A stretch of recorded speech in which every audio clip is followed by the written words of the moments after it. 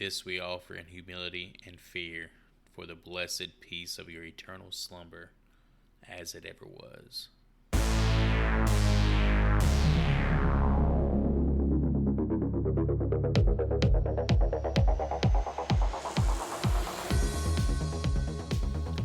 Take a seat, rip open those trapper keepers, and welcome to the Horrible Film School. I am Chris, here with Ryan Hootie. What's up, fellas? Excited to go back into the woods. Always in the fucking woods with you guys. And Mr. Nasty himself, my brother, from the same mother, Joey. Into the woods and down the dale, the path is straight, I know it well. Into the woods, and who can tell what's waiting on the journey? A cleansing, that's what awaits. Fornicus, lord of bondage and pain, and his husband Bulge, who's ready for some cabin wood, boys. Get cabin fever. Is that like a rated R Snow White movie that you just quoted? What exactly was that? Into the woods. So let's go ahead and give a warning to all listeners before you proceed with this episode. If there is ever a movie you need to watch before you listen to an episode, this is it. Do yourself a favor and don't spoil it for yourself. You've been warned. Yeah, I guess that would be a disservice to what we're about to comb through here. And I think Ryan Hootie's frozen, by the way. I don't know what's up with his video. Yeah, my video's frozen, but I think he looks really fucking happy in this. He looks like fine. He looks like the lead singer of Puddle of Mud right now. Yeah. I wish I could remember a Puddle of Mud song right now, but I am drawing a blank. Just do the About a Girl cover. I don't say that. Today's assignment 2012's. There's kind of some debate on the release date here. The Cabin in the Woods. I have 2011. There is some debate there. Exactly. It was actually filmed in 2009. It took a while to get this actually into theaters. Quite a bit of delays with this movie. The lesson, always, always, kill the virgins last. So this was my choice. Not a blind spot. More of an infection I just wanted to get removed from the side conversations we've had over the past year and a half. A film that has been glossed over and jerked off onto to the point I felt like it needed to be given its due here on the podcast. I think we all watched this when it came out at like 11 o'clock on a Friday. Yeah, this was definitely like an event thing, and critics fucking loved it, man. And that's kind of what... This was like sopped it up.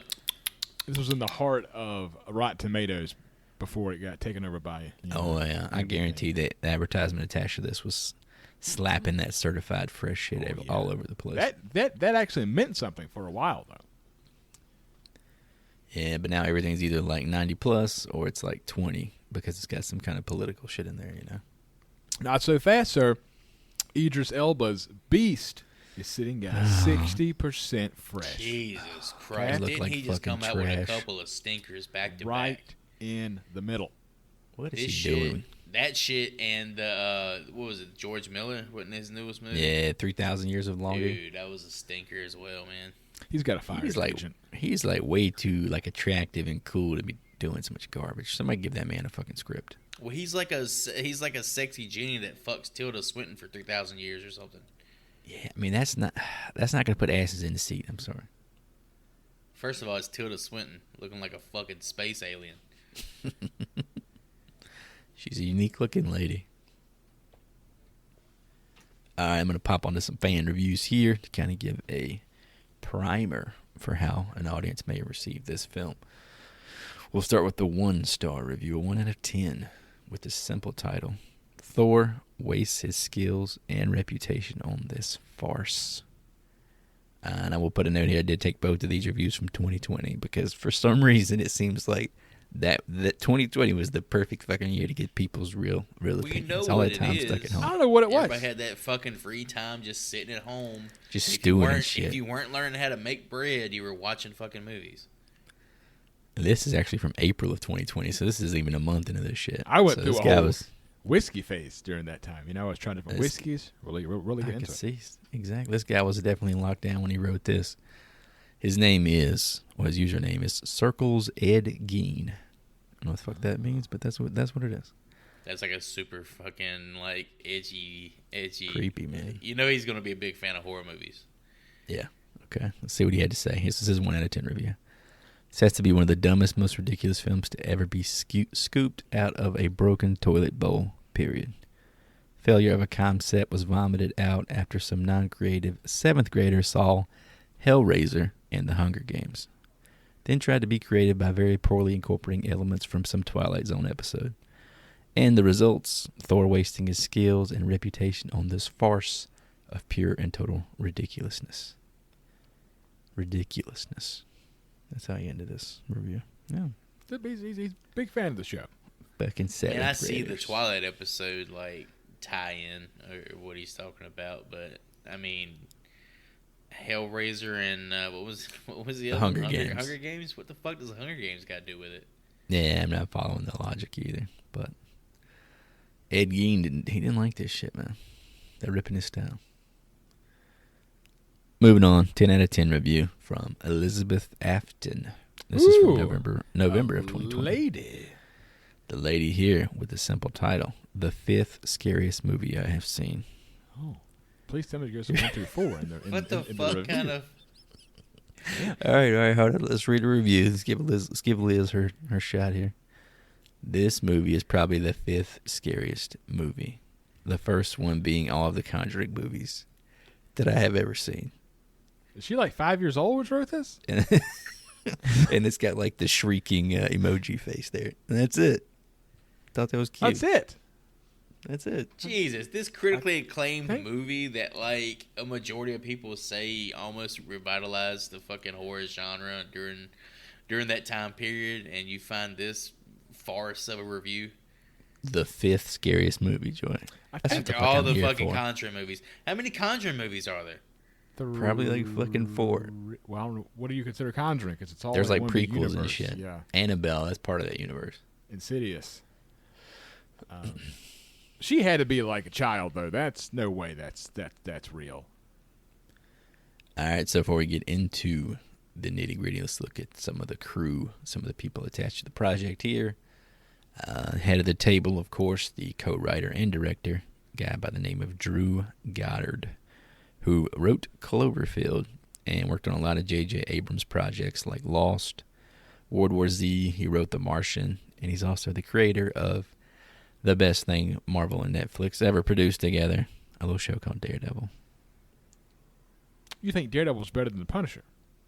Fuck yes. That's a hot take. That's a very hot take. That's a Cleveland steamer of a take, Chris. I don't think it is, man. Daredevil's fucking great.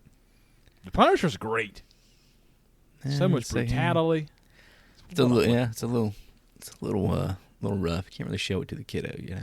This is true. Did you ever see that the movie he wrote and directed called Bad Times at the El Royale? I was going to bring that up.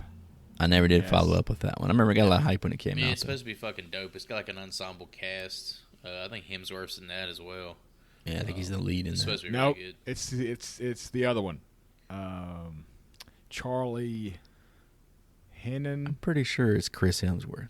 Yeah, I think Not Hemsworth's Charlie in Hunnam. this. You're talking about Charlie Hunnam. I mean, they might both be in it, but I think Hemsworth is definitely in this. Because he's like on the cover or like with his arms raised, right? He looks like what's his name from fucking Mud.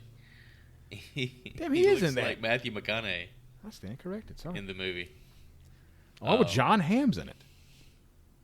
And Yeah, it's like one of those. an ensemble cast. It's a lot of. It's like one of those fucking- smoking aces type Yeah. things, you know, where there was like 20, like at the time, prominent actors. Is it? Was it marketed as like a whodunit type deal? Oh yeah, I've seen Or it. not? It's kind of forgettable film, but Really? yeah. Well, that It looks that and stylish. he's also writing the screenplay for the Sinister Six, which is gonna be pretty dope. I've been talking about that forever. I feel like that was supposed to be like the next Spider-Man after Spider-Man 3. They've been pushing that project off forever, so glad to see the Marvel answer to the, what the fuck is that shit called? Suicide Squad? Hey, as long as it's got Nacho playing the Scorpion, that's all I want to fucking see, dude. Fucking Nacho. I miss him already.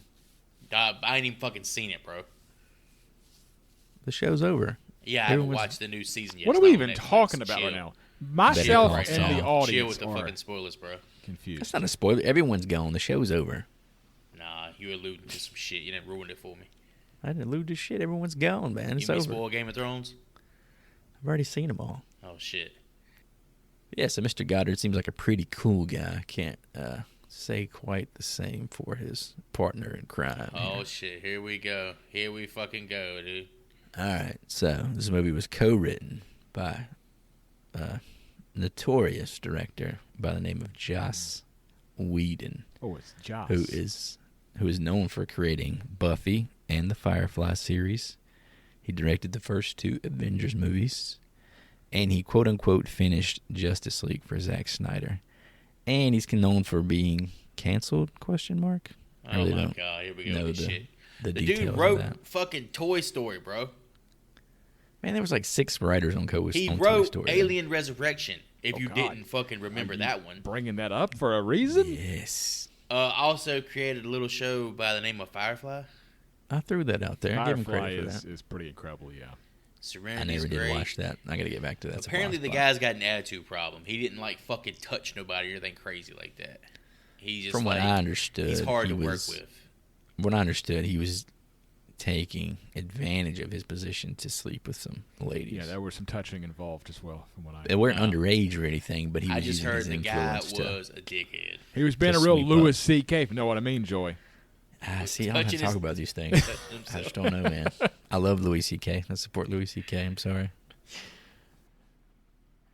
Anybody who names themselves Joss instead of Josh, you know's an asshole. Who the fuck do you know who's named themselves? Yes, I don't know what the fuck. you're Well, talking if you about. look at Garth Brooks, he is now just G, bud. So it's just That's G. true. You know? I don't know, Joss. I don't know if it's his parents. Michael J. or- Fox. His name is not Michael J. Fox, it's Michael Fox, you know? He's a great person. I give you that. So So you're thinking he should have changed his name once he became a professional I just don't think entertainer? there's no way his real name is Joss. Jose Whedon. It just seems like an Josh. asshole. Josh sounds way worse, man. Just like fucking. Ever since the whole Friday the 13th episode, the name Josh is fucking- Josh. just a whole nother fucking level. My for me son Josh Voorhees. Slash dash put a hole in your ass. They was fucking on the fucking porch while he was now. drowning. Get him, Josh. They was in the Fuck him up, urinal Josh. fucking 69ing with his head down the toilet. I'm so excited for Freddy vs. Jason when they talk about that. Oh, they have a direct to stream. Not my fault, bitch is Friday dead on the her 13th feet. coming out next year, supposedly. So Oh, coming back. Hello. I really that want to get shit's- to the all that reboot, shit's man. coming back, man. I think Nightmare's coming back too. You look at the archery, huh?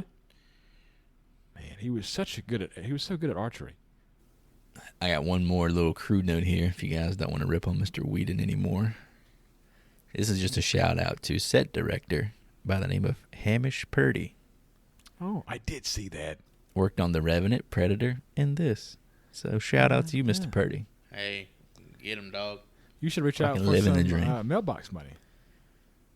I wish Me I had too. that guy's life. That's all I can say.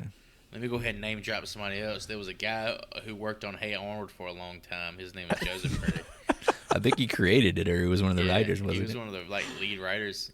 Every time we see that opening credits, we'd be like, "Oh, Joy wrote this episode." Ha ha ha. Nice. It was a very successful television show. Yeah. And then they make a bunch of paintbrushes too. The Purdy line of paintbrushes. Hey, those pretty paintbrushes are expensive. Those are nice paintbrushes. Them's good brushes. I'm pretty good brushes. Here's an interesting factoid until we come up with a better name for what these are.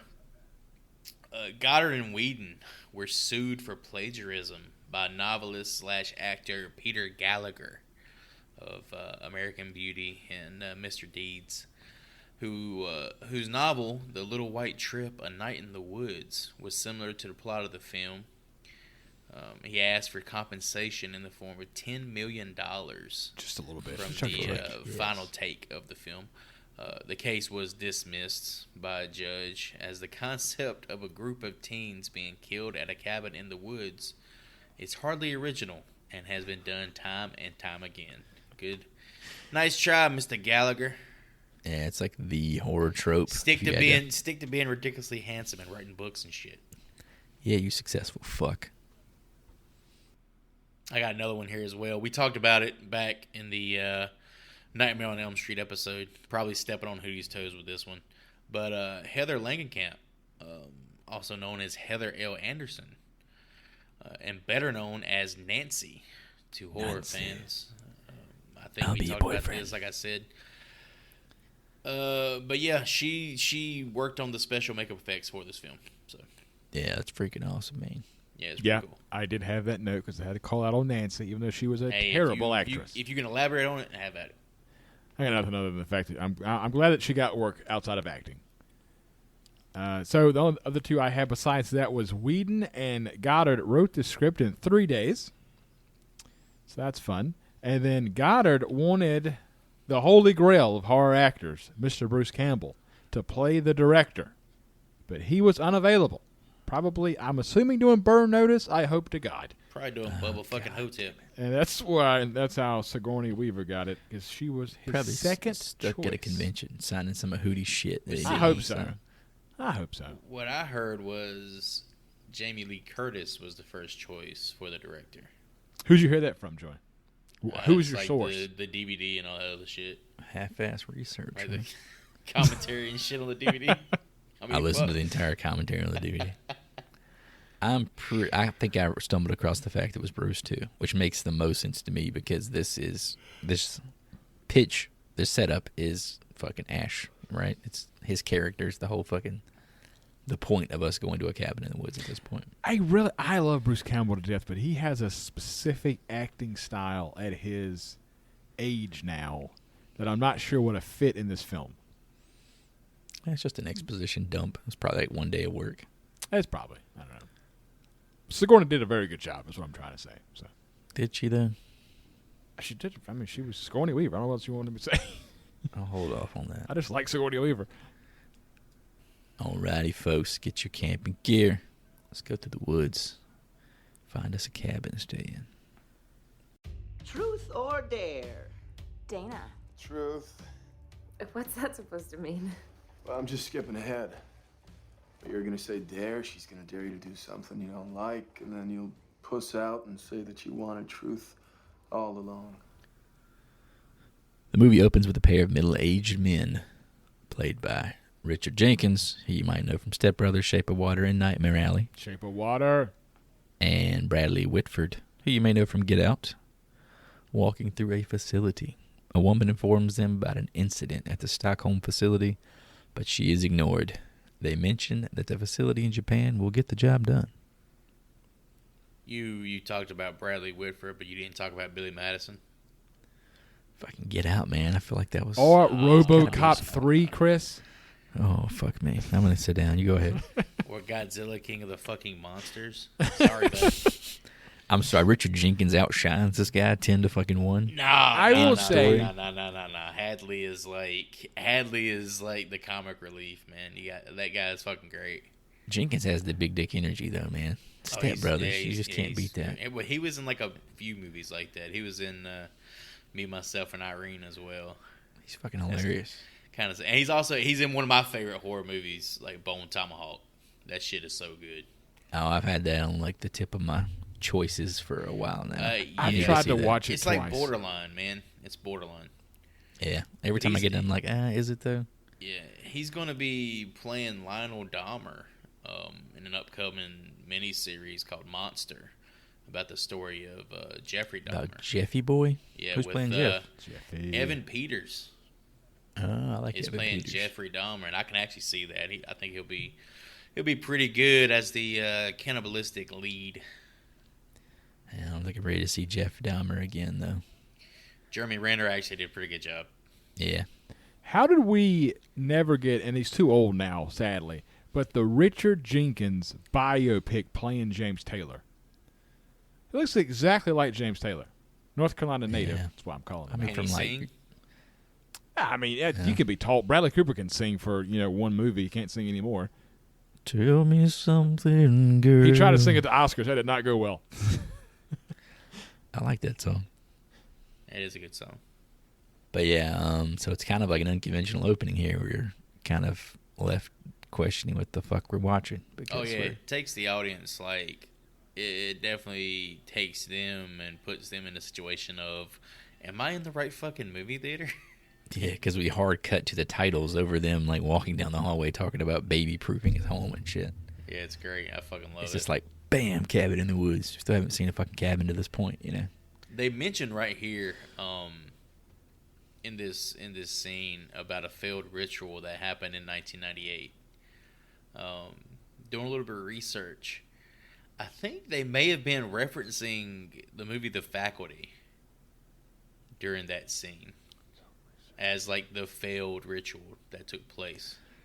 They said it involved chemistry, and it kind of has the same archetype as this movie with the jock, the nerd, the Yeah, I could kind of see that actually. And then none of the characters died in that movie. Do we have a Robert Rodriguez through line in this?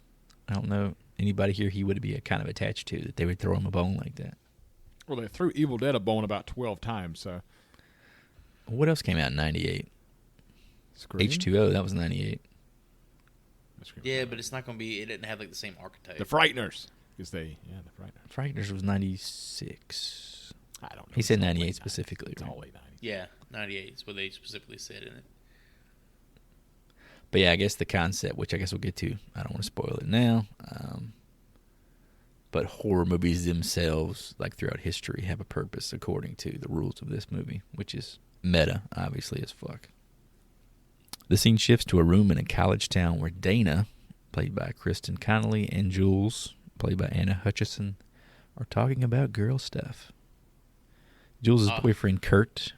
Oh, yeah, something to say about these chicks? Oh, wow. Fucking Dana's sitting there in her panties, bro. Panty shot. Score. Jules' boyfriend, Kurt, played by Mr. Chris Hemsworth, known as Thor in the MCU, the really cool fucking dude from Rush. And he's going to be in the upcoming Furiosa. Look forward to that.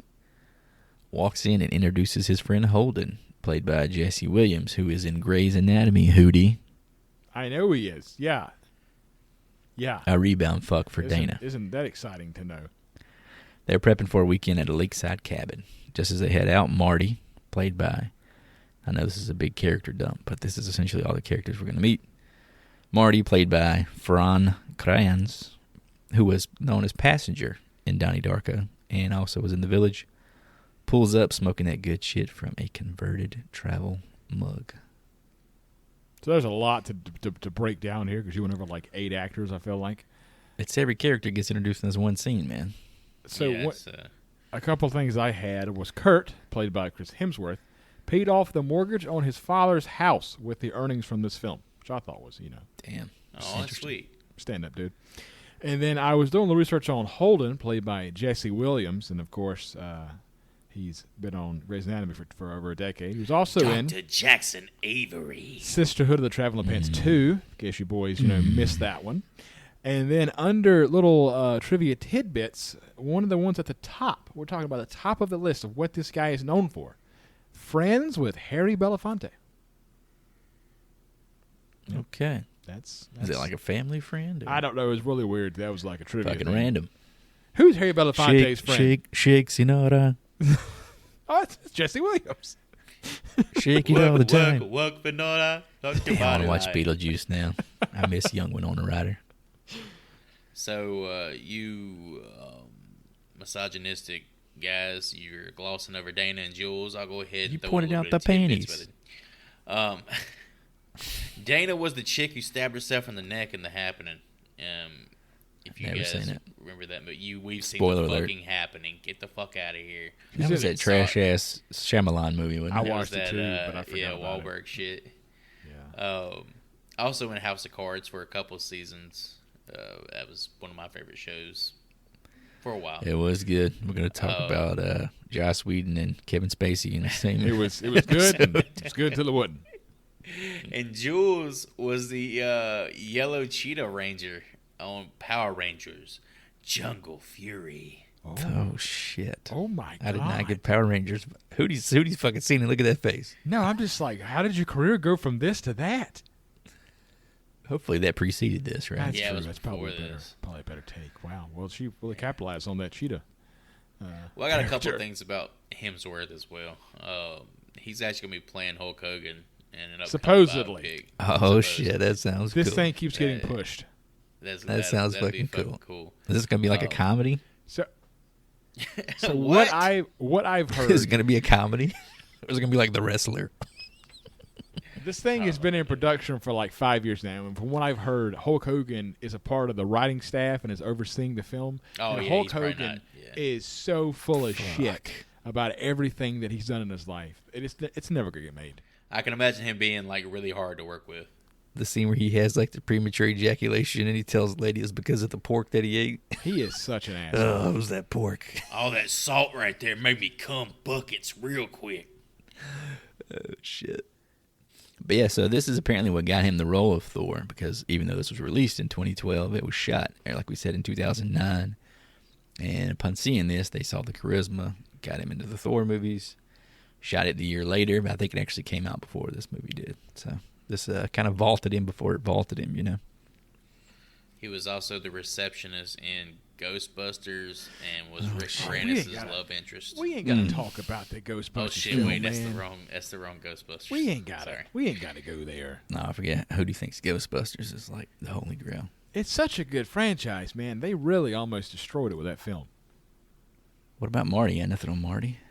Not really. You kind of Oh, covered I got Marty. it. Marty's fucking Marty was fucking fantastic. I think Marty like evolved more into a like stage actor, like a Broadway actor. I like Marty. He's a smart fucker from He is what I read really, up on him. Yeah. really, really good. Marty was in the shit show that was The Dark Tower. Oh, God. That's and- not his fault. But I do have a better note for him. He was so jacked during this film. That's why he wears like so many. If you look at him, he's wearing like 4 shirts at all times, and he never takes his shirt off when they go to the lake because apparently the dude's fucking he had jacked. like a 12-pack. He was more in shape than Chris Hemsworth. No fucking way. The dude's super skinny. That's what. Well, I mean, you can still have a 12-pack. You just be skinny and just be absolutely shredded. They said his physique was so like chiseled and toned that it didn't want to like take the manufactured archetypes of the other male actors and fuck it up by showing him That sounds like a fucking joke someone wrote and stuck. No. You can kind of No way. see it, man. Like in his shirt when he gets out of the car, man, he's got like huge pecs. Huge. Huge. Look at his So they- pecs. Pecs are huge. I guess a pothead wouldn't be shredded is the idea, right? Yoked. He's I do have a note here about the thermal coffee mug / bong was a fully functional mug and bong as portrayed in the film, the prototype of which cost $5,000 to make. Yeah, when he gets out of that car with that thing, it is so fucking cool, man. That's fucking awesome. That sounds a bit inflated.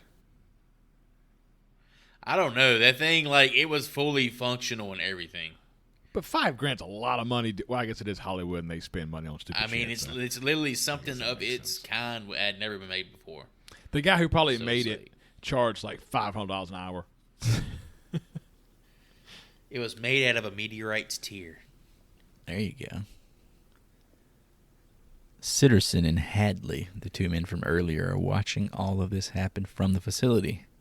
They have been drugging the kids through various means. Hair dyes for Jules, Marty's stash, etc. But they do not say why. Like, how do you feel about all this, like, cutting in and out of, like, showing you what's going on back at this mysterious facility and then, cutting back to the actual... Do you feel like it takes you out of the story, or... I think it demeans the horror aspect of it. It takes the first... I don't want to get ahead of myself here, but it takes away from the first hour of the movie feels super disjointed because of this, in my opinion. I feel like it wants the audience or the viewer to be like, what the fuck is going on here? I came for, blood and guts. Where's the horror element, It takes the scary out of it, I guess is what I'm saying. It literally takes that fucking 15-minute lead up in all these horror movies that are exactly like the cabin in the woods horror movies, and it like extends it out for like half the movie. There is a character that is introduced during what you just explained, Chris, and he is the security guard for the control room for Sitterson and Hadley. And that man's name is Truman, played by Brian White. Brian That dude was White fucking pointless. was in a little-known film, Mr. 3000, with Bernie Mac. Okay? The fuck? I just like Bernie Mac. Very, But I have very little known. I have a note for you here, Chris. He played professional football for the New England Patriots and professional lacrosse for the Boston Blazers before becoming an actor. Yeah. So. I feel like his character was essentially useless in this movie. I really didn't. He was the outsider looking in, I guess, but I don't know. He's not a good actor. I think it was pretty evident in the film. I didn't know what the It's fuck. He kinda- just stood there with his arms crossed the whole time. His character's name too is a little bit on the nose.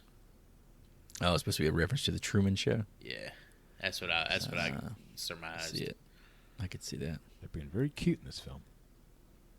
The group stops for gas and directions. The attendant, Mordecai, played by Tim DeZarn, who plays MJ's dad from My Beloved Spider-Man, is a bit of an asshole. He tells them that they have no problem getting to the cabin. It's the getting back they should be worried about. The kids laugh him off, then he calls Jules a whore. They drive away. They drive away through a tunnel in the mountain to get to the cabin. As they pass through it, a bird tries to fly across the ravine and hits an invisible wall. Yeah, fucking Marty's trying to insinuate that this guy was in the Civil War or some shit, saying how old he is, and he's like, Gray "Sesame blue, boy," yeah. he said, "You were mean to my friend," and he says, "That whore." He fucking spits a damn thing of chew at her. Oh, that shit is great. I've been roasted. saying Sassin. I've said it multiple times since watching this movie. You Sesame boy. Some bitch at work tried to sass talk me. Don't you sass me, I son. tell you what, Mr. Sassy Pants, get over here and suck it. Yeah, this is another archetype. Tim DeZarn was in the reboot of Wrong Turn, which was actually pretty good, to throw it a bone. Oh, So, God, no. sorry, This dude's got a say it. face like he I'd should say be in more stuff. Just because he has a very unsettling appearance. I didn't recognize him as MJ's dad until I saw the note doing my research. He apparently was I was in like, Fight that is Club him. as well. But yeah, there's another Sam Raimi reference, I thought, for The Cabin in the Woods, Evil Dead. You got a guy from Spider-Man doing your random gas station attendant guy. And like I said, this is where we kind of get the concept of the invisible wall, the kind of the setup for what you, I guess at this point, can kind of discern. I don't know. Haven't watched this before. I already know how it goes, but at this point when you saw it, I guess initially, how did you feel about the bird crashing into the wall? I feel like the CGI on here looked like shit at this It looked point. really bad. The bird looked bad. The RV looked bad when it come out of the tunnel. However, the idea of the barrier, I think that's fucking cool. I would say that it's really hard for me to go back to 2011 when I first saw it and answer that question, because once you know, you just know. So Back at the facility, the phone rings and Hadley answers. It's Mordecai. He reports that the college kids are on the way to the cabin, and then he gets mad when they roast his ass over speakerphone. Their ears are stopped. I keep fucking saying that So all the is time. he was in character? Is that why they just kept roasting his ass? yeah, When he was in character, it's that he's what we eventually find out to be like a true believer. He's So like he's an like a agent. religious freak in a way. Yeah, Yeah. he's like a zealot. He's not just a worker bee like the rest of these people. He's an actual disciple, I think. They arrive at the cabin and unpack. Holden is in his bedroom when he notices a sick-ass painting on the wall. God, I think it's He takes it down. badass, man. Yeah, It is sick. pretty It's fucking sick as in bad fucking ass, bro. He takes it down and finds a one-way mirror into Dana's room. She starts to undress until Holden tells her what's up.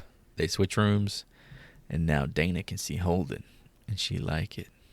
This Double standards. This motherfucker over here is starting to strip as soon as they switch rooms. Oh yeah, he knew what the fuck knowing he was she's doing. looking, pulling his dick out and shit. What if he started beating off right then and there? Whoa. He just did it so fast, you didn't even have a chance to cover up it's covered up with a picture.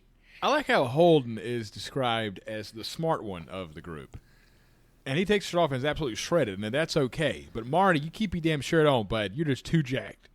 Well, that's the thing. Up until this point, there's no archetypes established. Like, you don't have your traditional horror movie archetypes.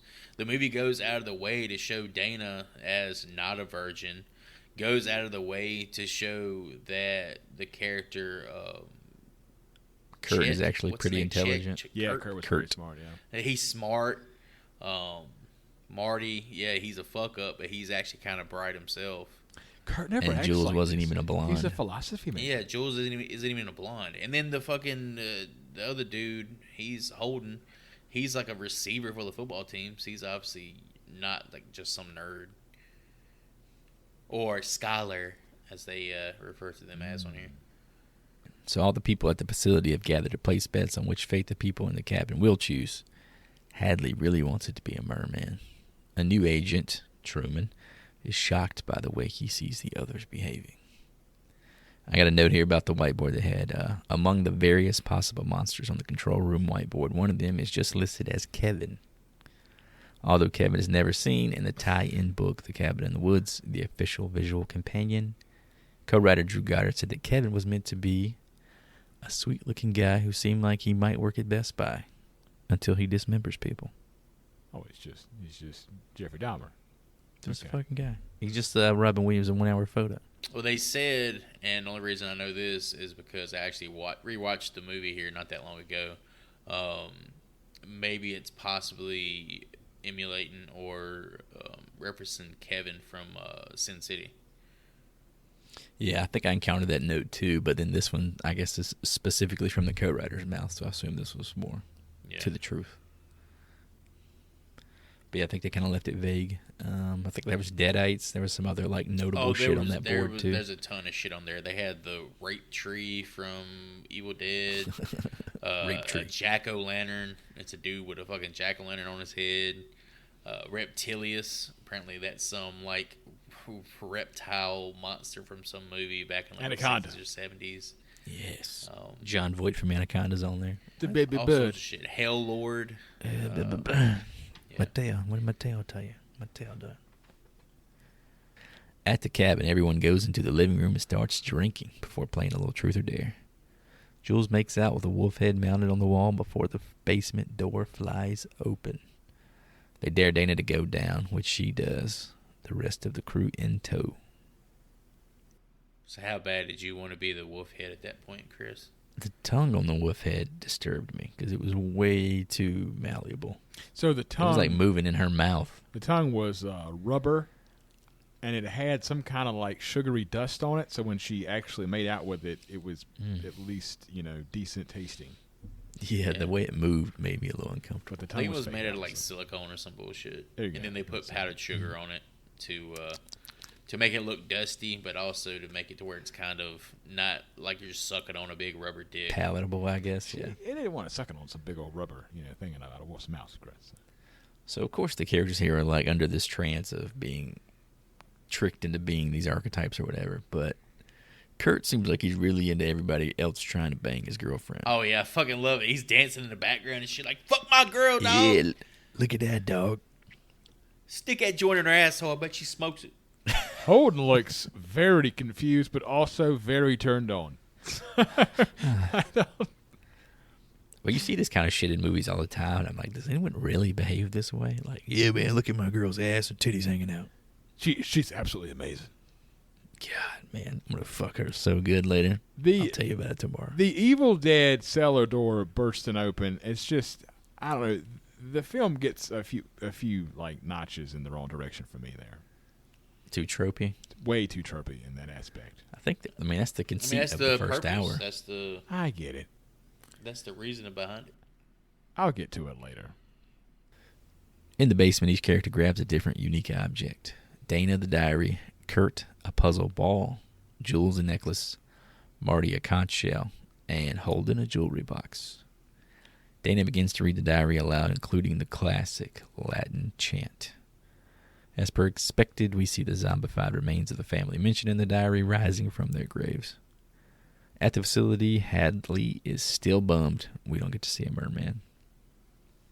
Another Evil Dead ripoff is that she reads Latin out of the book. Chanting. I'm saying there's just too much Evil Dead connections for me. It's called The Cabin in the Woods. It's Ah, literally this is like the the thing. first It's Cabin just- in the Woods movie. I think, this is definitely what the idea was. Like, let's do Evil Dead, but wrap it around this meta idea that the whole thing is, no matter who you put in there, the same shit always happens. There's a reason for it. It's reproducible, I guess, is what the point they're trying to make here. You can literally even force your characters into the archetypes you want them in. So, but yeah, what did you guys think about the different objects they touched down? So what the fuck was the ballerina going to be? The jewelry box? The ballerina stuff? Well, we saw that the later in the Sugar film. Plum Fairy. The girl with all the teeth on her face. What about the necklace? The necklace was like, I think the bride. There was like there was a bride. There was so many. There's so many fucking like possible monsters and shit. I wish I had the actual. They had some sort of like book, that referenced all the actual monsters and all the stuff that was in the movie. But there. Oh, is it that visual companion I just referenced a bit ago? The visual companion novel or companion book. Yeah, I definitely could see this having like a whole, like literally a comic book attached to it because it's got a lot of unique visual elements, especially once it gets to all those possibilities. At the cabin, some of the kids begin acting out of character. Kurt and Jules decide to go for a walk. And thanks to some sexy time fog, they prep for some Pound Town in the woods, but are cut short by the deadheads. Kurt escapes, but Jules is beheaded. As Jules dies, Hadley and Sitterson recite what seems to be a prayer. Hadley pulls a lever and blood runs into a grooved stone tablet. The ground begins to shake. I really liked Mr. Buckner. Like, I don't know what his name is. The big one with the chain attached to a bear trap. Oh, dude, like Matthew. fucking Kane. He was badass. That was Kane. That's in my notes. Yeah, he. It's another reference. He does the fucking Michael Myers head tilt like every time he's on camera too. But I think that's pretty commonplace amongst like a lot of horror baddies nowadays. So I had a note about when Jules pulls her boobies out for you, Chris.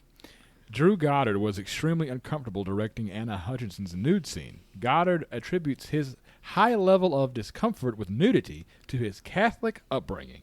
But he said that Hutchinson was purely professional and helped him comfort him by suggesting that taking her top off was not that big of a deal. Oh, okay. All right, then. Okay, White. I'm All right, get the panties off while we're talking about it. It ain't that big of a deal. Just pop them titties out. Nice. We're just standing here at the grocery store checkout. Who cares? But yeah, you had the whole crew pretty much fapping over this scene back at the facility. And yeah, they're all standing there watching and waiting. Oh, What does he God, say? He give says me the something goods. funny. He says, "Your Give me the basic goods." human needs disgust me." Yeah. And then, like I said, we see the blood run through. Kind of start to get the idea there's some kind of ritual or something going on here at this point. Really didn't understand rewatching this why they didn't also kill Kurt at the same time. Kurt runs inside the cabin, tells the others Jules is dead. They decide to barricade the house and stick together. A voice tells them to split up, and only Marty appears to hear it. He begs the others not to, but no one listens. And for some fucking reason, Dana, Holden, and Marty each go into their own rooms. The doors lock behind them. This was a goofy-ass scene, I thought. Because Kurt's like, go to your rooms. I'm like, what the fuck? And they listen to him. Well, no, initially he says they need to stick together, but then the people who are operating at this point, you can tell they're being not really tricked, but they're being manipulated Coerced. into acting a certain way, and Right. they give him some sort of dummy gas or something through some air vent, and he goes from having a smart, reasonable thought process to the trope of, oh, we need to split up. Right. So I really enjoyed the effect of Mr. Buckner throwing Jules' head in the house. I thought the head looked really good. Yeah, the head did look pretty good. Practical, too, right? Yeah. No one at the facility can figure out why their tricks aren't working on Marty. Marty just so happens to break a lamp. He picks it up and finds a camera inside. Before he can investigate any further, a zombie crashes in through the window and pulls him outside. They struggle. Marty is stabbed and dragged out of sight. The facility is relieved that Marty isn't fucking up the plan. Blood runs into yet another stone tablet. And this time the ground shakes freaking hardcore, man. Which we'll see why later. A little bit of foreshadowing. So yeah, we're kind of led to believe, but again, we don't get the gory kill that we got with Jules, so Marty's question mark off the board at this point. A zombie tries to snatch Dana, but lover boy Holden breaks the glass between the rooms and pulls her into his. They find a door in the floor that leads to another room in the basement. Inside, they are attacked again. Holden gets stabbed, Dana stabs back, and they manage to find a way out via Kurt, who knows what the hell he's been doing this whole time. So there are, not to mention the issue with Kurt showing up in the scene, but also to mention that this was there regardless of if they got the Buckner family or not. Because they're like, oh, we found like their dungeon. Yeah, so this was the diary had mentioned a young girl being tortured by, I guess, her other family members. So and does this that, was the family. are we to believe that room changes with what killer you get? Yeah, I think more than likely this is probably a plot hole, but it can be, due to the nature of the movie and how it unfolds, it can probably be explained away as the room changes depending on which one of the objects the 5 people interact with. Like, what have we got? Like, But the logistics of that, who fucking knows? You might not even have access to the room if you don't choose the zombies, you know. oh, You might that's a not good point. be able to get in there. It's just You know, locked. there might be 10 other doors that we didn't get to because I just want we to didn't see choose the anything. Hellraiser knockoff room. That's all I want to see. the 3 of them get in the RV. The door closes to show a bloody handprint on its side. As they head towards the tunnel, Hadley realizes that the demolition crew never blocked the tunnel. The RV makes it halfway through before the cave-in finally happens. Making it out, Kurt decides to jump the ravine with his dirt bike to go get help. Like the bird, he hits the invisible barrier and falls to his death. More blood runs into stone. I feel like this was all over the fucking trailer back in the day, man. Yeah, but the actual sequence of him hitting the wall, that shit actually looked pretty good. Yeah, it looked better than the bird for sure. Yeah, way fucking better. When they demolish the tunnel and Kurt just throws it in reverse and drives this RV out of the tightest tunnel I have ever seen, that dude needs to be like in the semi-truck rodeo or something. That was impressive. He's a jock, man. Oh, They're all he about straight the line cool backs shit. that motherfucker up. Superhero driving an RV in tight spaces. But yeah, so apparently the little speech he gives before he does this jump here where he talks about he's going to save everybody. This was his Thor audition in a way. You know, it's not a bad thing too when it's like the last thing he says on the movie. So it's like the most that sticks with you the most. Dana and Holden realize that Marty was right all along. They head back towards the cabin, but Holden is stabbed through the head while driving. Blood runs again, and the RV crashes into the lake. Dana fights off the zombie and swims to the surface. She makes it onto the pier, but is caught and thrashed by the zombie. Mr. Buckner! Kane. I was waiting for the fucking Undertaker to come tombstone her ass. He toys with her for a while right I now. liked how Holden just got it to the neck. God almighty. He had like the most unceremonious death of anybody in this He's fucking driving movie. his RV and wham. Back at the facility, they celebrate a successful night as the Virgin doesn't have to die. Every other site has failed to complete the ritual. But the red phone rings, and the rules were not followed. One of the others is still alive. If Dana dies first, they will lose. I got a note here about the failed rituals. The failed rituals from other countries are references to various classic movies and monsters. The Kyoto ritual is a reference to Ringu, also known as the Ring in America. Buenos Aires ritual is a reference to King Kong. The Stockholm ritual is a reference to John Carpenter's The Thing. Oh. And the Madrid reference appears to reference Dracula. Interesting. Well, that's cool. Pretty meta there. This whole fucking movie Yeah, is it's meta. pretty neat because earlier in the movie they talk about all this stuff's based on different cultures, like all these instances. So we get to see like what is considered their rituals they must they must complete in order to satiate, To satisfy what they need to satisfy. what they need to satisfy. And I guess for America, it's like your typical slasher type deal. That's like the American Yeah, and archetype. the Japanese, you have like the classic Japanese horror, which I thought it was funny. I don't know if we got to that point yet where Richard Jenkins kind of rips on their inability to complete their ritual because theirs is the easiest according to him. They do have children, so that would make that should be. Yeah, that's exactly what he said. He said, "How the fuck can you not kill a room full of 9-year-old girls?" But so they keep referencing that they finished second to Japan. What does it mean to finish second? Is that like in time? Got to be time. No, Has I to be. think that just means actual like success rate. Like Japan has like a perfect record. Oh, just like a clearance and percentage. I then gotcha. they reference the thing from 1998 a little bit earlier in the movie. That's like the one blemish on the American side. Oh, back to the faculty. Okay. So we have like a 99% finish rate, and Japan's 100%. Yeah, it's like super high. Marty saves the fucking day. Marty. Bopping the zombie with the bong mug. The two escape into a grave, finding a door. Marty has discovered an access panel that runs an elevator. They take it down, and through the glass window of their elevator can see tons of cool-ass creatures. The determining of their fate was a result of the item they chose from the basement. Can I ask why this became a Disney ride? Because this thing like stops and look at and then it moves and it stops. It moves and stops. It like stages it. Yeah, you're like on what's the Disney ride that gets made fun of? It's a Small World after Disney. all. There you go. It's this.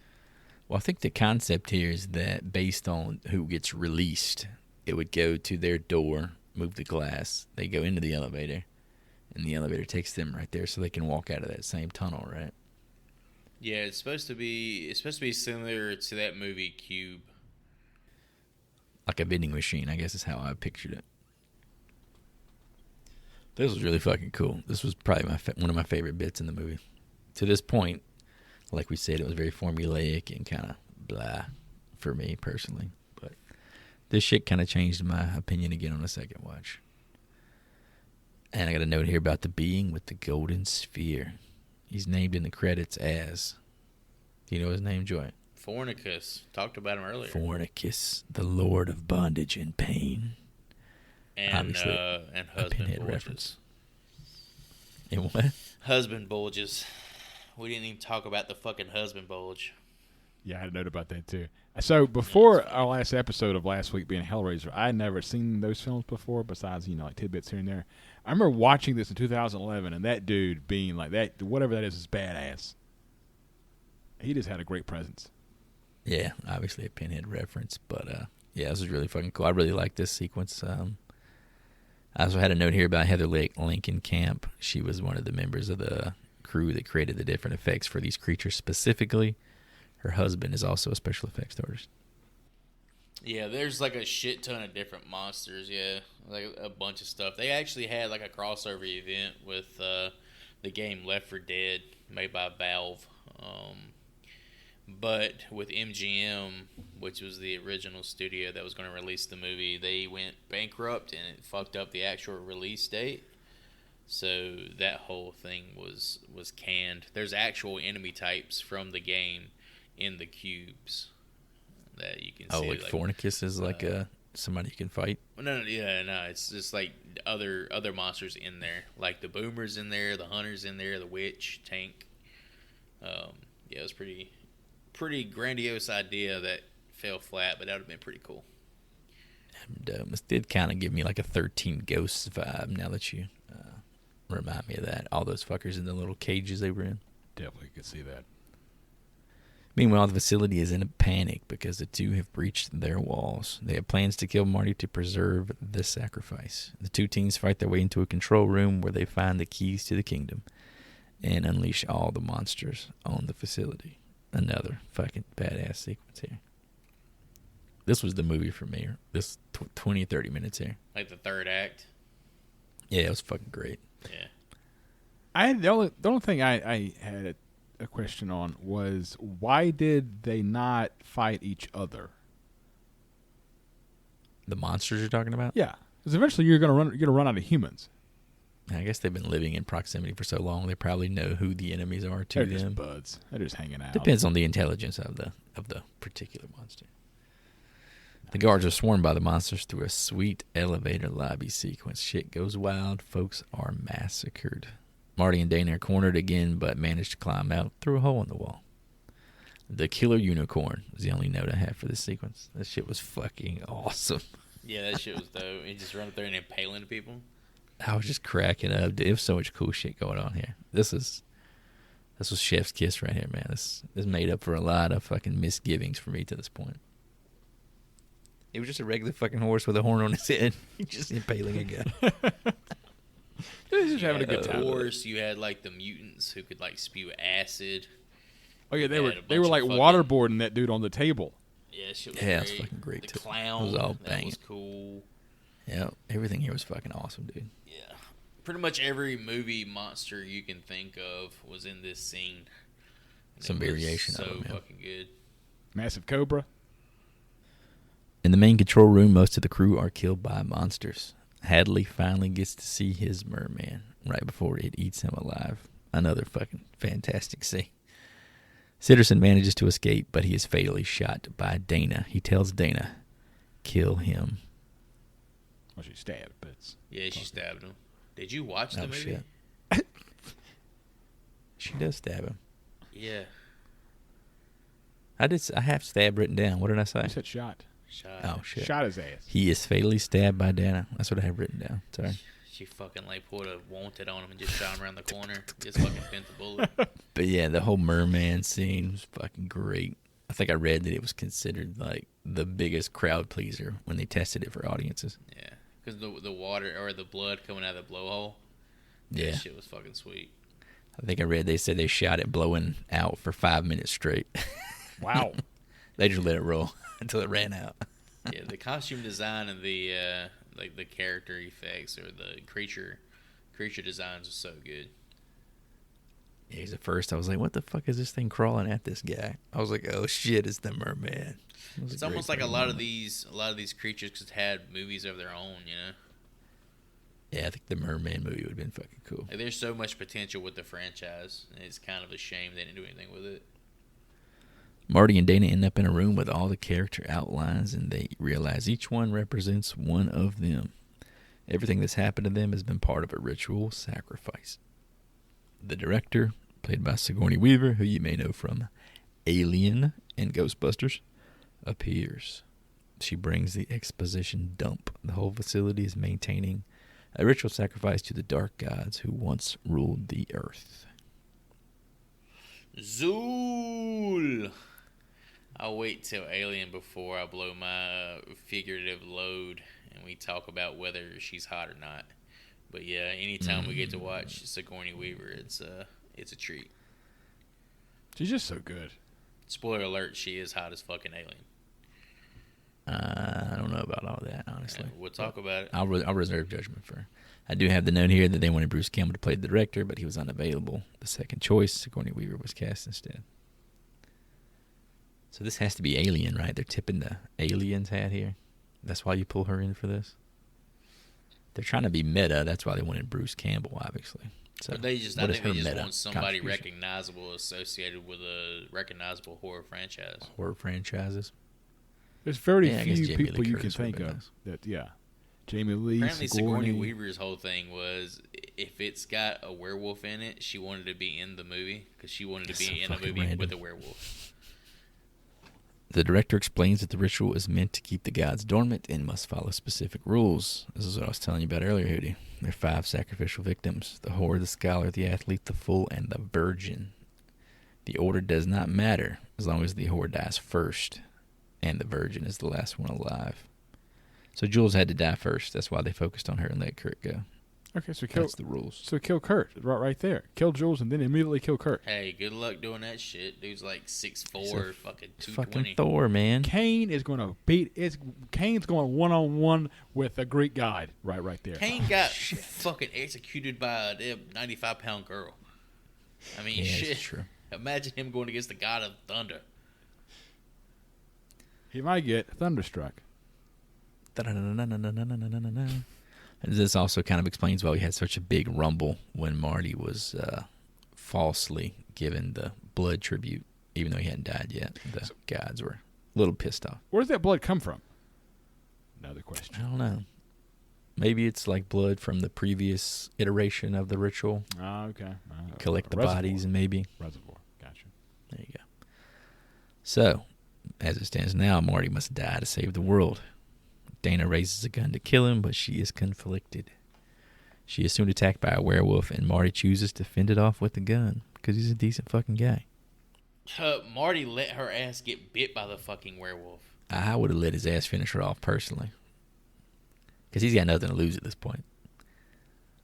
The director is attacked by the zombie girl, and Marty kicks both the motherfuckers into the pit with the gods. Dana and Marty make up and smoke a joint. Here they kind of have the whole debate of, is humanity even worth saving? Yada, yada, yada. What the fuck can we do at this point? You also realize that Kurt doesn't actually have a cousin. The ground shakes and starts to crack open.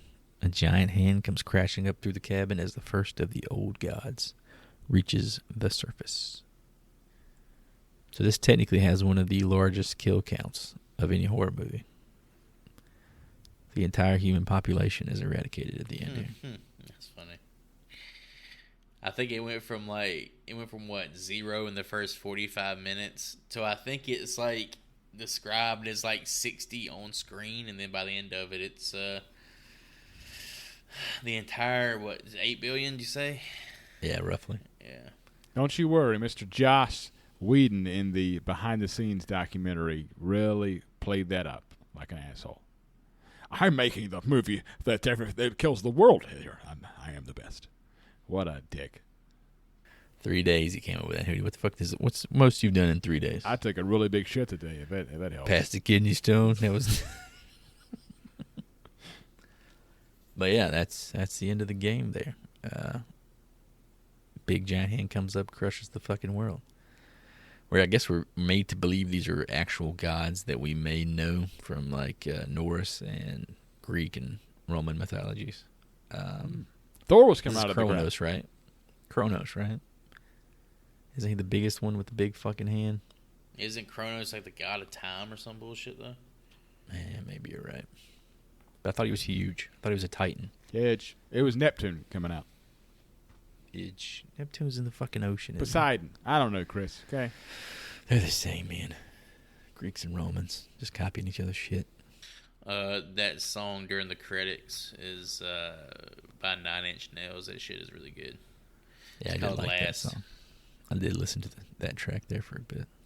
Shout out to Trent Reznor. Trent Reznor's got that voice, man. He's a hell of a composer. He does some fantastic Hell of a scores. composer. I love his work on that Dragon movie. Girl with the Dragon Tattoo has a great fucking Yeah, that soundtrack. shit. Social Network's a great soundtrack too. The lead singer of 9 Inch Nails does this? Has won Oscars for composing movies, yeah. Wow. Good for him. Social Network. He did Watchmen, the HBO show. It was really fucking good. Done a lot of good work. Actually follow him on Spotify just for that. Spotify play. All right. As far as memorabilia, I think this is a fucking easy one. But what do you guys got? What do you want to take home with you from the cabin in the woods?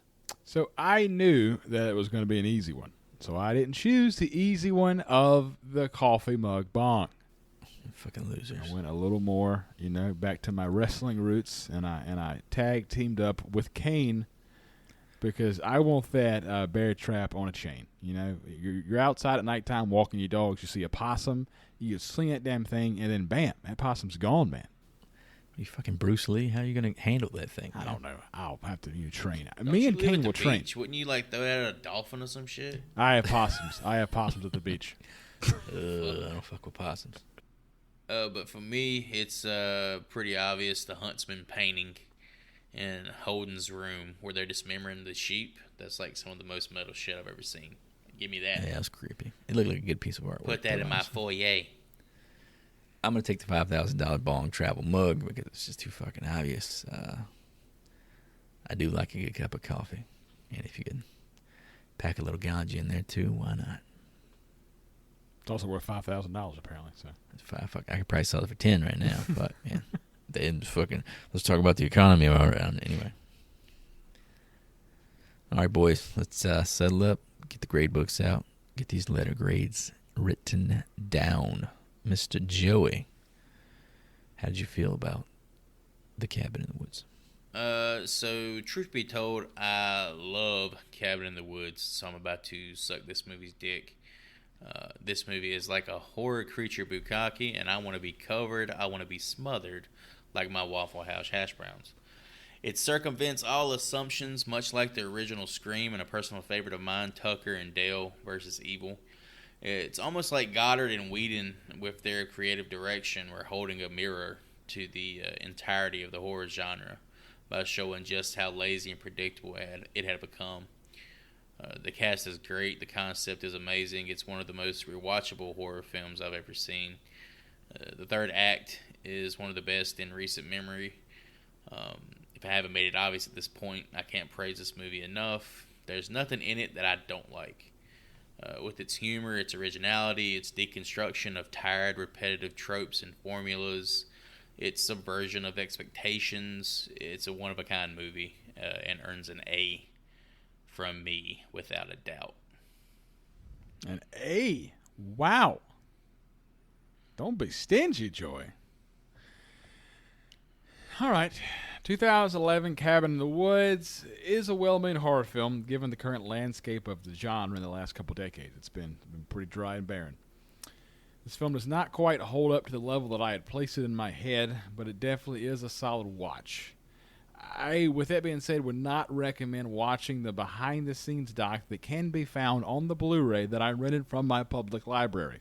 Oh, God damn it. Because Joss Whedon comes off like an asshole, talking about how many kill counts he has, talking about how cold it is outside in the woods while they're filming, and then from the director's standpoint, he was talking about how Vancouver was the best place and only place to shoot a cabin in the woods type film, which I think is a slap in the face to Evil Dead. They filmed in Tennessee and North Carolina, our home state. And they just kind of made it seem like they were creating a much just a more original film than it actually was, is the interpretation that I took. So with all that being said, I would give this movie a B. This was a movie I absorbed, took the twist, left feeling fine, and then put on a shelf back in 2012, 2011. But once the acclaim came in, calling it the best horror movie in a decade, etc., I soured on it. Going back through, I will say the first hour is still just fine and not as funny as it aims to be for me personally. But on the other hand, the last 30 minutes are horror fan candy. The monsters getting unleashed was fucking fantastic. Effects works was fucking great. The visual gags were great. The fucking unicorn was my fucking favorite. I just love that bit of the movie. I really love the character of Marty too. He stole the show, kept me going through the final frame. So, best of all time, this is not, but it is a damn fine entry in the horror canon, in my opinion. I'm going to give it a B+. So I've changed my tone. What the fuck were you at? What were you at begin with? Like a D? Probably, man. People were just all over this. I also changed my tone. I thought it was a really good film, man. I was super stoked to watch it again. And It sounds like a lot of the behind. You base your review on a lot of behind the scenes. On the people attached to it. It really messed with me, man. It really did, and that's being honest. It really messed with me. Of how much they thought they were just the shit for making this copycat of every horror film of all time. They thought this was so fucking original that I got really pissed off. I mean, it's definitely, I would argue it's might be the most original horror film ever made. Yeah, it's like This hasn't been done before. I mean, that's the definition of original. It's the most unique horror film about horror films I've ever seen. Because it takes every horror film ever made and brings it into its canon. This is better than Scream. I think it's better than Scream. That's okay. But this is directly referencing, like, everything. Every horror movie you've ever seen is an iteration of this ritual, according to this movie, right? Okay. It encapsulates every horror movie ever made. Like, that's the next level of meta, you know? For me, Scream did it more tastefully, not as... Yeah, I think Scream's a better movie, but I think Scream talked about being a movie, but it wasn't necessarily like this. I don't know. It's just a different level. It's Yeah. a step above meta. I don't know what the fuck you would even call it. The god of meta. Meta. So yeah, man, that wraps her up. Closing these grade books, we want to venture into our audience score guesses from 2012's Cabin in the Woods. We'll start with the high man, who was Ryan Hootie. Always. We wanted to give this bad boy an 88 with the audience score. I myself said an 80. Joey said a 75. Kind of the inverse of our actual scores there. The actual audience score was a 74. Joey almost hit this motherfucker on the head. Almost knocked him out Let's of the park. go. He almost got that bukkake he's been craving, apparently. Yeah, it was like just the last 30 minutes. I was just being showered left and right. I fucking love it. The last 30 minutes were fucking great. So good, so good. So, yeah, man, that puts the ball in your court. You get to decide what we're going to watch. All next, right. unfortunately. Congratulations. Enough of all Da, this da, da, da. funny, sophisticated, smart bullshit. We've Let's been watch fucking something watching. stupid. We Let's watch get Rawhead Rex. Let's get to something that's actually fucking scary for once in our lives. Something I guarantee Hootie's ass ain't never seen. Jack Frost. Let's kill two birds with one stone. Let's get in our first found footage film, Oh, God. as well as our first foreign language film. Oh, God. We're talking about 2007's Wreck. Oh, that's a good film. Okay. I've seen the American version.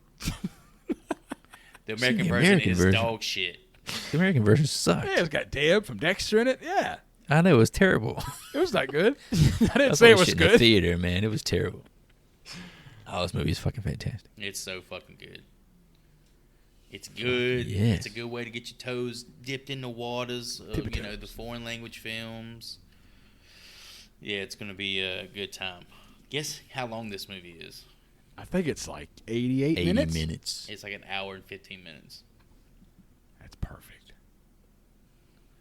All right, so we'll hop on YouTube, check out the trailer for Wreck, also known as Record, from 2007. Muy buenas noches, les habla Ángela Vidal. God, she's so Hoy hot. vamos a acompañar I a have una to focus patrulla so de hard bomberos in en this. su recorrido nocturno por las calles de nuestra Hootie's already ciudad. fucking behind on the subtitles. Can you rewind that? Estamos frente a la puerta de la casa en la cual the parece public ser library has que a una dub vecina version. ha tenido algún Oh, problema shit. Oh, the public library ain't going to have this shit, I don't think. I doubt it. Oh, shit. Damn, I ain't seen this in a minute.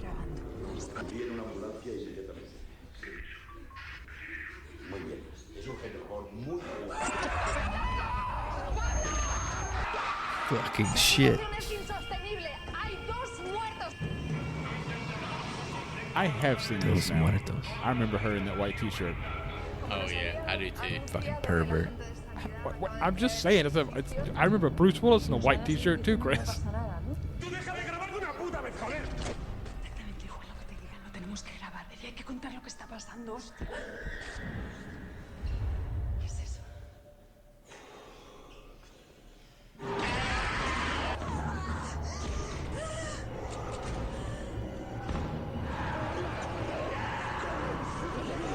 I This is remember a- watching this shit in the dark, and like my heart just fucking pounded.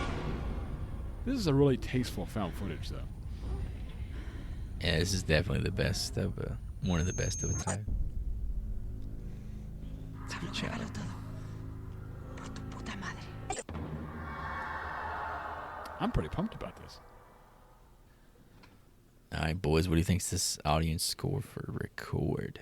Spanish language film from 2007. I'm going to go ahead. I'll just stick with my original score on the last one. Go 75 again. I'm going 81. Torrey Holt. I'm going to say there's some xenophobic motherfuckers out there. I'll skew this down to a 70. Even though personally I think it's way fucking better than that. Thank you for listening. Check out the website, horriblefilmschool.com, to find us on all podcast platforms, as well as links to all the social outlets. Give us a follow, leave a review, send us some handcrafted bongs. I'm going to offer my support to women pressured into making out with inanimate objects for pure entertainment value. If someone wants to see your naughty bits that badly, charge them for it. All right, folks, as always, like and subscribe to the show on all the podcast platforms. Spread the love, spread the campaign. I'm going to go find a handy cam somewhere in my house and play with it in preparation for the next film. I'm out. Thanks for all the likes, listens, downloads, follows, all that good stuff. Really appreciate it, as always. And yeah, we'll see you in the next one when we tackle 2007's Wreck. Take care, and class dismissed.